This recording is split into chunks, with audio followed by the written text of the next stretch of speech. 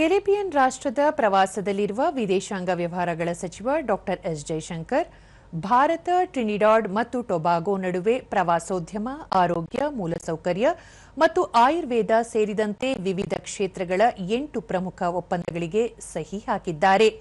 Trinidad ಮತ್ತು ಟೊಬಾಗೊದ ವಿದೇಶಾಂಗ ವ್ಯವಹಾರಗಳ ಸಚಿವಾಲಯದ ಕಟ್ಟಡದ ಸೌರೀಕರಣ ಮತ್ತು ನೆಲ್ಸನ್ ದ್ವೀಪದ ಮೂಲಸೌಕರ್ಯ ಮೇಲ್ದರ್ಜೆಗೇರಿಸಲು ಒಪ್ಪಂದ ಮಾಡಿಕೊಳ್ಳಲಾಗಿದೆ.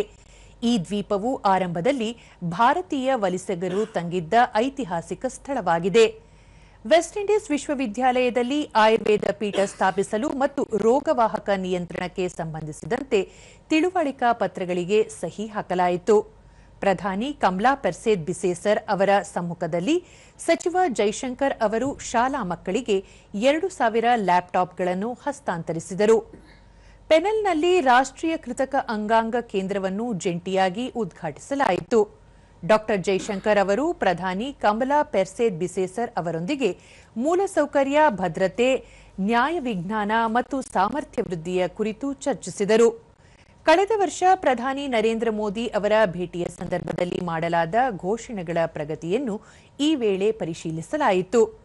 ಟ್ರಿನಿಡಾಡ್ ಮತ್ತು ಟೊಬ್ಯಾಗೊ ಸಂಸತ್ತಿಗೆ ಭೇಟಿ ನೀಡಿದ ಜೈಶಂಕರ್ ಅವರಿಗೆ ವಿಶೇಷ ಗೌರವ ಸಲ್ಲಿಸಲಾಯಿತು.